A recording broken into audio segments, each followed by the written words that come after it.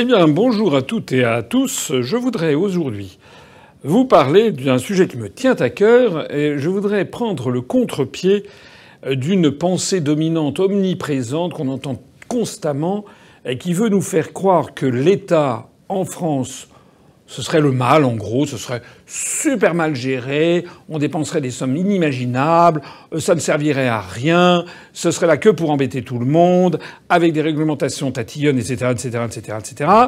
Alors qu'en revanche, l'entreprise privée, ce serait formidable. Je ne dis pas le contraire non plus. Mais je voudrais quand même m'opposer un peu à cette opinion générale qui a percolé dans tous les milieux et qui, sous l'effet bien entendu, de la pensée ortholibérale ou ultralibérale comme on veut. Je voudrais rappeler que s'il y a des réglementations en France, comme dans tous les pays du monde, mais s'il y en a beaucoup en France, elles ne sont pas nées d'un chapeau ni nécessairement nées du côté sadique de tel ou tel haut fonctionnaire. C'est qu'elles sont nées de situations concrètes au cours des années, depuis des 20 ans, 30 ans, 40 ans, 50 ans, voilà, qui ont été constatées par nos aïeux et qui, sur la pression de la population, ont voulu empêcher telle ou telle dérive qui pouvait pénaliser la population. Alors je vais prendre des exemples tirés de la vie la plus quotidienne. Le premier, c'est un scandale qui est sorti, là, dégagé par le journal Le Monde, qui concerne le verre d'eau dans les fast-foods les plus connus, dans les McDonald's. Maintenant, dans les McDonald's, si vous voulez boire un verre d'eau, eh bien, on va vous le facturer entre 1,75 et 2,70 € le verre d'eau. Ce qui revient entre 5 et 7 € le litre, suivant la contenance, pour de l'eau du robinet. Encore, ce serait de l'eau minérale, de l'eau d'Évian, de l'eau de Vittel, d'accord. Mais il s'agit de l'eau du robinet, du château Hidalgo 2021, de l'eau, c'est incroyable. Et cette eau est simplement filtrée, passe à travers un filtre. Normalement, là, on a affaire très exactement à une escroquerie. Et dans l'appareil d'État, eh bien, il y a une direction au ministère de l'économie et des finances qui s'appelle la Direction générale de la concurrence, de la consommation et de la répression des fraudes, la DGCCRF, qui normalement doit enquêter sur ce genre d'escroquerie pour les empêcher. Encore faut-il qu'elle ait les moyens humains et matériels pour le faire. Or, depuis des années, sous l'influence de l'idéologie, justement, d'abord il faut dépenser le moins possible, et puis de l'idéologie, il y a trop de réglementations en France, ben on coupe les vivres. Deuxième exemple tiré de l'actualité. On a appris, c'était lors du débat Zemmour-Mélenchon, il y a eu une espèce de passe d'armes entre les deux duettistes. Et donc, il a été question, Mélenchon a dit, mais il y a, lors de la trêve hivernale, eh bien, les Français sont dans le noir. Alors, il y a une réglementation en France qui est que pendant ce qu'on appelle la trêve hivernale, qui commence, je crois, au 15 octobre, eh bien, jusqu'au 15 mars, même si les gens n'ont pas coupé et n'ont pas payé leur facture d'électricité, on ne peut pas leur couper d'électricité. Parce qu'on estime que, voilà, ils paieront pendant les beaux jours, mais que là, comme il fait très froid, eh bien, les gens ont besoin de se chauffer, ils ont besoin d'avoir un peu d'eau chaude pour se laver, etc. Ça s'appelle la trêve hivernale. Et on a appris, à l'occasion donc du fact-checking de cette émission, on a appris par quelqu'un qui travaille chez Engie que Engie, en effet, ne coupe pas l'électricité, se conforme donc à la loi lors de la trêve hivernale, mais a décidé, subrepticement, de limiter à 1 kV-ampère, c'est-à-dire quelque chose d'extrêmement faible, l'électricité qui va être servie gratuitement. Alors ça veut dire quoi? Ça veut dire qu'avec il y a un tout petit filet d'électricité qui sert, ça ne suffit pas à chauffer un chauffe-eau. Ça ne suffit pas à chauffer une pièce, ça ne suffit pas à chauffer un radiateur. Donc c'est un véritable contournement de la loi. C'est-à-dire que, effectivement, l'électricité n'est pas coupée, mais en réalité, eh bien, la loi est quand même contournée. Là aussi, il faudrait qu'il y ait des gens qui aillent vérifier et qui aillent mettre à Engie l'amende nécessaire pour respecter la loi. Troisième exemple. On a appris aujourd'hui même, 27 septembre, que la grande banque, la Société Générale, vient d'écoper d'une amende de 1,6 million d'euros qui lui a été imposée par la DGCCRF, la Direction générale de la concurrence, de la consommation et de la répression des fraudes dont je parlais. Et pourquoi? Eh bien parce que la Société Générale, avec son système de carte bancaire, eh bien sans en prévenir les clients, prélevait des petits pourcentages ici ou là dans ce qu'on appelle l'interchange. Si vous achetez par exemple, je sais pas, sur eBay ou je sais pas quoi, ou par Internet, vous faites un achat dans un pays étranger, au Royaume-Uni ou je sais pas où, et qui est facturé en dollars, il y a une commission de change. Et ça n'était pas suffisamment précisé. Et la Société Générale grattait un petit truc. 0,3% au lieu de 0,2%. Alors ça n'y paraît pas grand-chose, mais accumulé avec évidemment des centaines de milliers d'opérations, ça fait beaucoup d'argent. Et la DGCCRF a donc exercé le rôle de l'État. Encore un autre exemple tiré de l'actualité, c'est l'augmentation de l'électricité et du gaz. On a appris, c'était le magazine UFC Que Choisir, qui vient de faire des calculs et qui a montré que pour une famille normale, je crois, enfin standard, un père, une mère avec 2 enfants, eh bien, va y avoir une augmentation qui va être de l'ordre de 150 € de sa facture annuelle en matière d'électricité. Alors que on nous a expliqué qu'on allait mettre EDF, ce qui d'ailleurs a été le cas, en concurrence, et on assiste à des augmentations considérables. Même chose pour le gaz. On va avoir une augmentation de 12,6% du tarif réglementé du gaz au 1er octobre. Alors il est exact que le tarif du gaz au niveau mondial est en très forte croissance parce qu'il y a une pénurie de gaz. Au passage, merci beaucoup aux Russes d'avoir terminé Nord Stream 2 et de commencer à livrer du gaz russe à l'Allemagne parce que ça va avoir tendance à faire baisser le prix du gaz.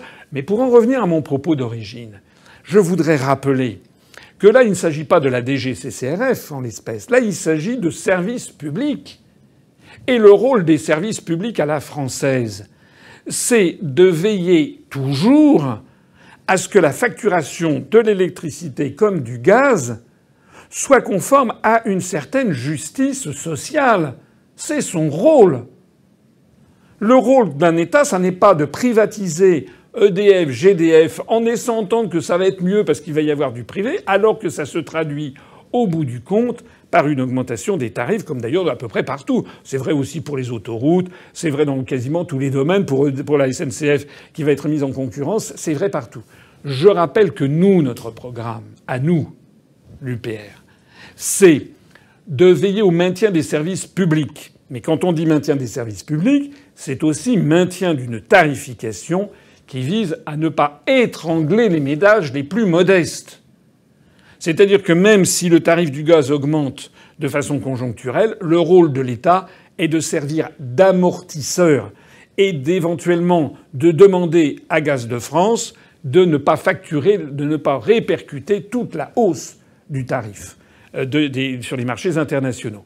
Pareil pour EDF. Si nous avons prévu dans notre programme, et si je suis élu président de la République, je le ferai, nous referons de EDF, nous rétablirons EDF, nous rétablirons Gaz de France, comme ça existait à la grande satisfaction des Français, nous ferons un bras d'honneur à l'Union européenne et nous rétablirons ces services publics avec, bien entendu, des injonctions pour maintenir des tarifs qui seront des tarifs à vocation sociale et de justice sociale. Et de la même façon, eh bien, nous maintiendrons également les contrôles de la Direction générale de la consommation et de la répression des fraudes, parce que nous pensons que si on laisse le libre cours à toutes les initiatives privées, si l'État ne fait pas respecter une certaine forme de morale publique, eh bien, on risque de voir se développer des phénomènes qui sont des phénomènes d'escroquerie générale. Ça n'est pas le rôle de l'État de laisser ça. En France, les gens attendent de l'État qu'il assure la justice sociale. Et quand j'ai dit ça, je ne dis pas non plus que nous sommes des champions de la taxation ni des champions des réglementations. Je rappelle que très logiquement, nous, ce que nous voulons, c'est sortir de l'Union européenne, parce que l'Union européenne, par ailleurs, nous impose d'autres réglementations dont nous n'avons rien à faire. Donc nous voulons enlever toutes les réglementations venues de l'Union européenne. Je pense à des choses, par exemple, sur le camembert, par exemple, au lait cru, des choses comme ça, qui correspondent à des fantasmes hygiénistes des pays scandinaves ou des pays du nord de l'Europe. Nous, en France, dans les pays latins, on aime les fromages au lait cru, par exemple. Ben, nous, c'est typiquement le genre de réglementation que nous ferons sauter. Mais il est bien entendu entre nous que nous garderons une surveillance de l'économie par l'État. Et puis enfin, s'agissant de la taxation de façon générale. Des taxes en France, des prélèvements obligatoires, comme on dit, et qui sont parmi les plus élevés du monde. Je dis parmi les plus élevés du monde. Il y a des pays comme la Norvège ou la Suède où les taux de prélèvements obligatoires sont à peu près du même niveau qu'en France et qui se portent très bien. Mais n'oublions pas que ni la Norvège ni la Suède, par exemple, n'ont adopté l'euro. Donc c'est encore autre chose. Mais il faut en effet, et je le pense, je l'ai toujours dit, essayer de faire baisser les prélèvements obligatoires. Mais pour ça, il faut que l'État et plus généralement l'ensemble des collectivités publiques fassent des économies. Ça veut dire quoi? Ça veut dire que l'État peut en effet faire quelques économies, pas énormément, parce qu'il est à l'os. Moi, je pense au contraire qu'il faut augmenter le budget de l'État. Mais là où il y a des économies à faire, je l'ai déjà dit, je le redis ici, comme je le dirai d'autres fois, nous avons un programme d'économie absolument drastique et qui fera plaisir aux Français. La première économie, c'est de sortir de l'Union européenne. Ça nous économisera peut-être 15-20 milliards d'euros par an. Deuxième économie, sortir de l'OTAN. 400 millions d'euros par an. Troisième économie, la diminution drastique du nombre de députés et de sénateurs. Il n'y a pas besoin d'avoir 577 députés et 340 et quelques sénateurs. On peut très bien avoir 30 ou 40% de députés et de sénateurs en moins. On ne s'en portera que mieux. Quatrième économie, la suppression des régions de plein exercice. Je rappelle que jusqu'en 1981, les régions n'existaient pas sous la forme de collectivités publiques de plein exercice. C'était simplement de petits établissements publics et administratifs qui d'ailleurs avaient été créés en 1972 par Georges Pompidou. Auparavant, il n'y avait rien du tout. Il n'y avait que des départements.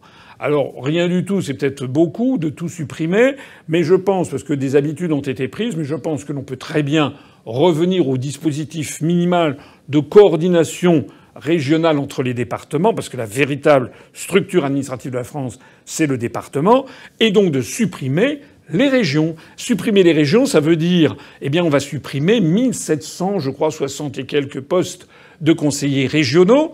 On va supprimer également les amphithéâtres des conseils régionaux. On va supprimer les administrations des conseils régionaux. Tout ça, c'est du monde qui sera libéré. Ça va être des milliards d'euros d'économies et dont les Français découvriront qu'il se passe très très bien.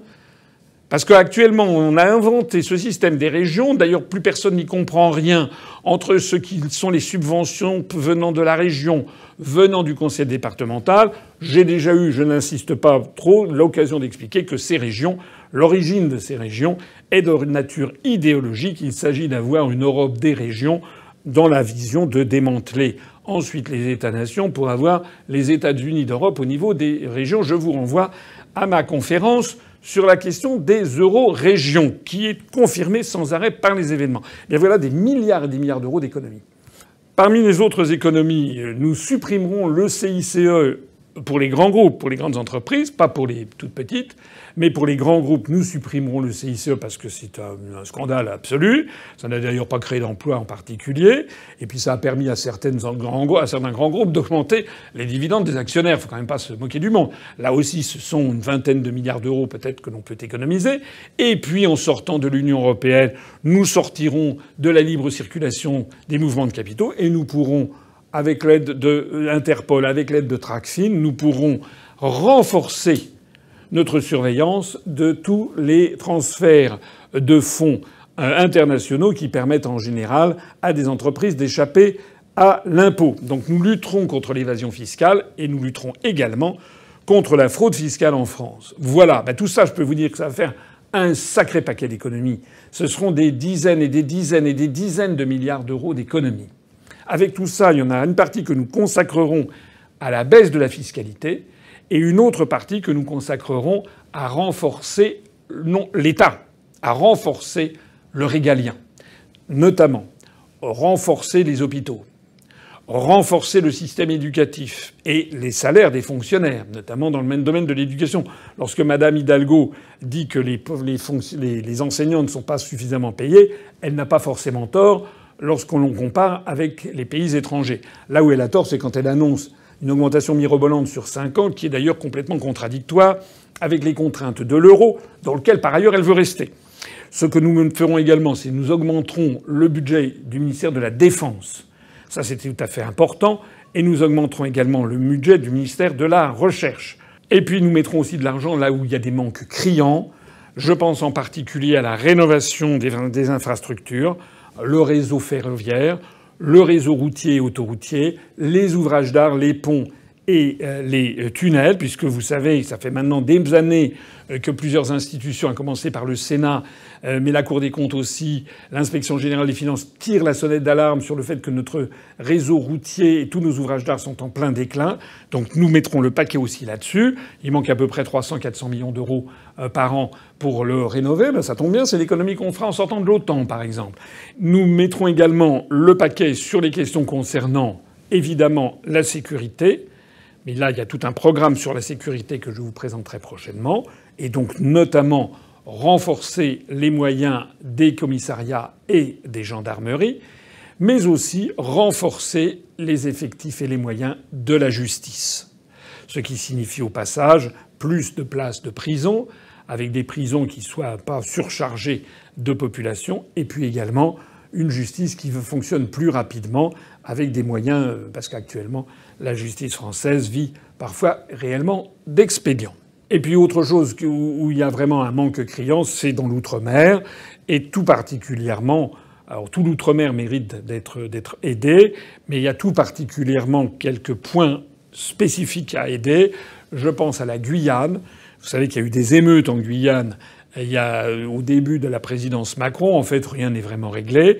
Là, il y a vraiment un problème d'infrastructure, des routes à construire par exemple, jusqu'à Maripasoula ou à Sinnamary, des écoles à construire, des hôpitaux à construire, parce que la population augmente fortement. Il y a des manques vraiment criants d'infrastructures. Même chose à Mayotte. À Mayotte, qui est un chaudron à ciel ouvert. Et puis également, continuer à renforcer le rééquilibrage entre les régions en Nouvelle-Calédonie. Ça, c'est un point tout à fait fondamental. Et puis le reste, eh bien, nous l'utiliserons, je l'ai dit en début de tout à l'heure, pour faire de la justice sociale, notamment des interventions tarifaires pour lisser dans le temps les évolutions des tarifs du gaz et de l'électricité. Voilà ce que je voulais dire. C'est des sujets que je n'aborde pas si souvent que ça. C'est pourtant fondamental pour la vie quotidienne des Français. Je conclurai en disant il ne faut pas s'aborder l'État. Il faut au contraire renforcer l'État dans ses fonctions régaliennes. Il faut en revanche diminuer les dépenses absolument ahurissantes que nous faisons ici ou là, à l'Union européenne, à l'OTAN, avec les régions, avec l'évasion fiscale, avec des parlementaires en surnombre, etc. Et là, il y a énormément d'argent à gagner. Un endettement qui est devenu maintenant très préoccupant, qui a atteint les 115, 118, 119% du produit intérieur brut, alors que je rappelle que d'après les critères dits de Maastricht, du traité de Maastricht qui avait été élaboré en 1992, eh bien la dette publique ne devait pas dépasser 60% du produit intérieur brut. On est donc le double au-dessus de la limite. Je rappelle que le dernier budget en équilibre en France a été établi en 1974 par Valéry Giscard d'Estaing, et que la dette publique française, ça avait été éteinte, la dette publique extérieure détenue par des non-nationaux, avait été atteinte dans les milieux des années 60 par Charles de Gaulle, qui avait une politique de désendettement. Donc, je tiens à dire que je suis, comme beaucoup de personnes, préoccupé par l'endettement public que l'on va laisser à nos enfants, petits-enfants, même si il faut bien comprendre que la dette d'un État n'a rien à voir avec la dette d'une personne privée. La dette d'une personne privée, il faut bien la rembourser à un moment ou à un autre, parce que la durée de la vie est limitée, et que lorsque vous vous endettez auprès d'une banque, vous vous endettez au maximum pour 20 ans, peut-être même parfois jusqu'à 25 ou 30 ans dans quelques très très rares cas, mais en règle générale, c'est sur 20 ans. Alors qu'un État, eh bien lui, il s'endette, il est tout le temps endetté. La France, elle est endettée depuis Philippe le Bel. Donc on repousse à plus tard la charge de la dette. Mais lorsqu'il y a des taux d'intérêt qui sont relativement faibles, voire très faibles, comme c'est actuellement le cas, il ne faut pas non plus se focaliser à l'excès sur la dette. Quand même, ça n'est pas bien d'avoir des augmentations de dette considérables. Et je voudrais à cet égard souligner que, on ne le dit pas assez, mais les deux présidents de la République française qui ont le plus endetté la France depuis Vercingétorix, si j'ose dire. C'est Nicolas Sarkozy d'une part et Emmanuel Macron d'autre part. Alors bien sûr, il y a des gens qui vont me dire oui, mais Nicolas Sarkozy, c'était au moment de crise des subprimes. Oui, mais Emmanuel Macron, c'était au moment de la crise de la Covid. Oui, d'accord. Mais d'autres choix auraient pu être faits. D'autres choix ont été faits au moment de la crise des subprimes en Suède. On n'a pas vu l'État suédois voler au secours des banques.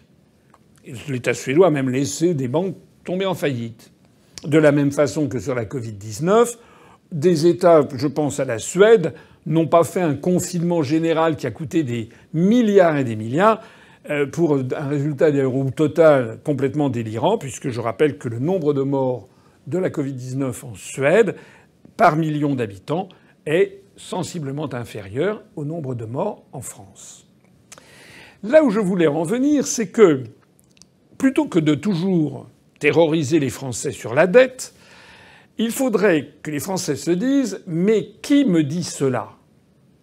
Il me semble, chacun peut avoir son opinion, mais il me semble que lorsque l'on sait que M. Emmanuel Macron a endetté la France de plus de 400 milliards d'euros alors qu'il avait été élu pour réduire la dette de la France, il me semble qu'il est complètement disqualifié maintenant pour venir nous donner des leçons de morale sur la dette et des leçons d'économie. Il ne faut pas exagérer.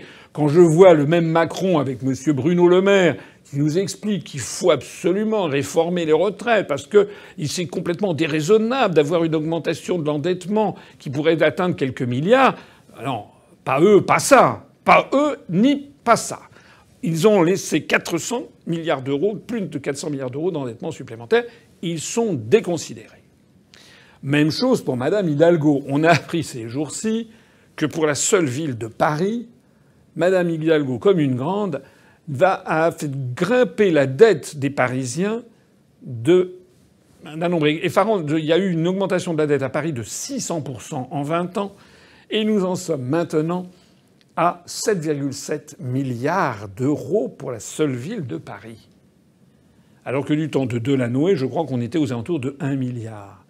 Madame Hidalgo, c'est délirant. C'est d'autant plus délirant que quand on voit ce qu'elle a fait de cet argent. Je ne sais pas où il est passé, mais il y a dû en avoir des gens qui s'en sont mis plein les poches. Parce que la situation, sans polémiquer à l'excès, la situation de la ville de Paris, c'est une infamie. Jamais la ville de Paris a été aussi dégueulasse, passez-moi l'expression. Ça a beaucoup circulé sur Internet, mais c'est exact. Énormément de personnes, d'étrangers ou de Français de province, quand ils débarquent à Paris, sont sidérés par la saleté, par le mauvais état des routes, des rues, de l'entretien, etc., etc., sans compter le nombre de rats qui prolifèrent. Il paraît-il que c'est très bien, puisque je rappelle, et ça ce sont nos amis de EELV, qui veulent qu'on considère les rats comme des compagnons, les punaises de lit comme des commensaux. Ça, c'était au conseil départemental, je crois, du Haut-Rhin ou du Bas-Rhin à Strasbourg, qui avait donc eu des élus EELV qui avaient dit qu'il fallait pas lutter contre les punaises de lit, ou les cancrelats. Enfin, c'est bon. Bref. Madame Hidalgo, elle est complètement discréditée, c'est le cas de le dire, pour nous donner des leçons de bonne gestion de la France. Mais il y en a d'autres qui sont discrédités. Ce sont justement ceux qui ont des endettements monumentaux. Et je voudrais rappeler ici que le Rassemblement national de Madame Le Pen a une dette actuellement de son parti qui a été évaluée aux alentours de 22,3 millions d'euros. Certains disent que ça serait une trentaine de millions d'euros. C'est le RN est le parti politique le plus endetté de France, alors même qu'il touche des subventions de l'État, notamment en fonction de ses députés, en fonction de ses résultats aux élections législatives. Le deuxième parti le plus endetté de France, ce sont les Républicains, qui sont endettés, semble-t-il, d'un peu moins de 19 millions d'euros, 18 millions 93 millions d'euros. Ils étaient tombés plus bas, ils étaient tombés à 60 millions d'euros de dette. Ils ont été obligés de vendre leur siège du 15e arrondissement à un fonds d'investissement allemand dont ils sont maintenant locataires. Mais donc ils ont perdu de leur patrimoine, ils se sont un peu désendettés, mais ça reste le parti le plus endetté après le Rassemblement national.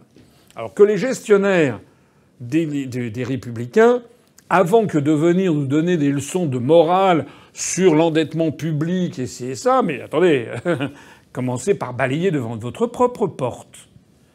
Le troisième parti le plus endetté, c'est le Parti socialiste. Alors lui, ça avait atteint des sommes absolument monumentales. Je rappelle donc qu'ils ont été contraints de vendre leur siège qu'ils avaient rue de Solferino à Paris, dans un des plus beaux quartiers de Paris, juste à côté du musée d'Orsay, où sont entreposées des œuvres du XIXe siècle. Et donc ils se sont rapatriés, si j'ose dire, à Ivry-sur-Seine, dans une banlieue ouvrière. Et naturellement, il y a quand même un certain nombre de députés, de parlementaires socialistes qui ont trouvé que c'était trop populaire d'aller à Ivry. Bon, enfin bref, ça fait partie de cette hypocrisie que l'on trouve chez certains. En attendant, le Parti socialiste s'est beaucoup désendetté, mais il a toujours une dette de 10,8 millions d'euros. Le quatrième parti le plus endetté de France, c'est le Parti communiste français, avec 6,16 millions d'euros. Et je vous dis tout ça pourquoi ? Je vous dis tout ça parce qu'il se trouve, je l'ai dit, vous le savez, que depuis 14 ans et demi que j'ai créé l'UPR, j'ai fixé comme ligne directrice à notre mouvement de ne pas contracter de dette pour être totalement libre des banques, mais aussi pour ne pas être grevé de payer des frais financiers avec les ressources de nos adhérents. Parce que, bien entendu, les partis dont je viens de vous parler qui ont des endettements considérables, et non seulement ils sont obligés de les rembourser petit à petit, mais ils sont obligés de payer des intérêts. Et ça sort d'où ? Ce sont leurs militants qui payent ça. Eh bien, donc, j'ai la fierté de le dire, de le redire, l'UPR, depuis 14 ans et demi, a 0 € d'endettement.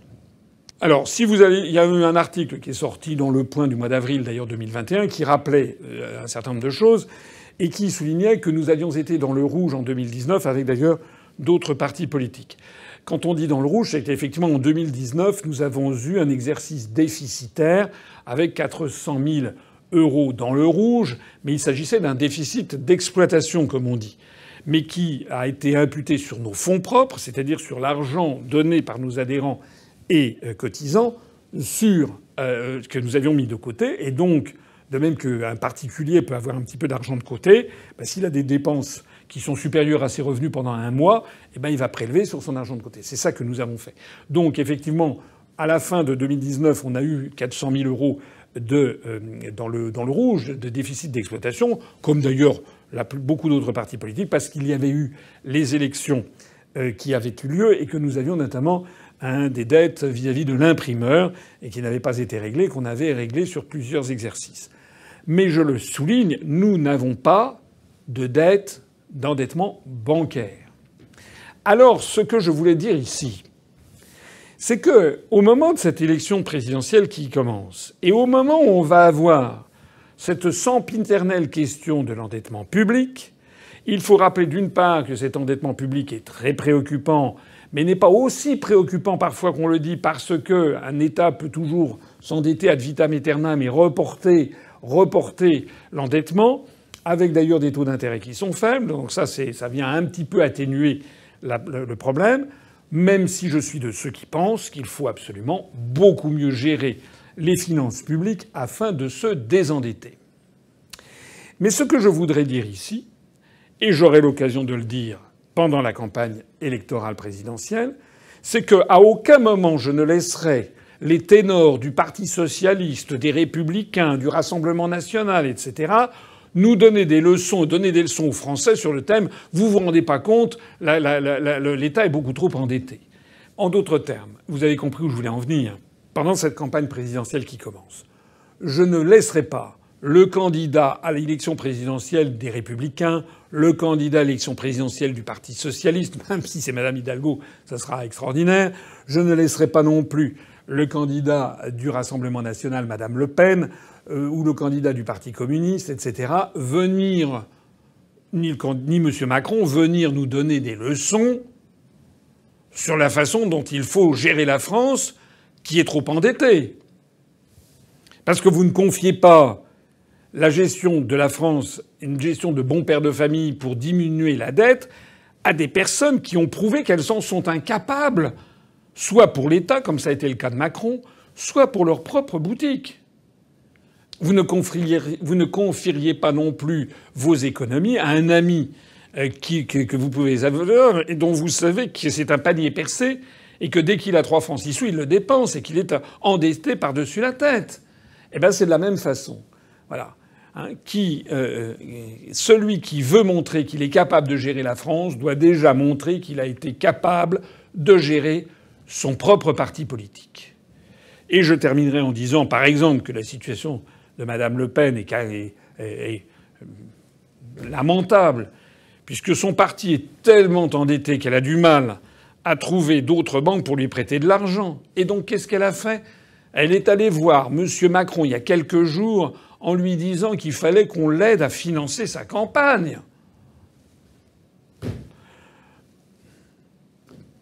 Quelle indécence! Quel manque de vergogne! Quel manque d'honneur! Moi, je ne me vois pas aller demander à M. Macron qu'il m'aide à obtenir 3 francs 6 sous d'une banque parce que j'ai été incapable de gérer mon propre parti. C'est à ça que je pense que vous devriez réfléchir. Lorsque les sujets sur la dette vont venir, avant toute chose, comment vous avez géré votre propre boutique.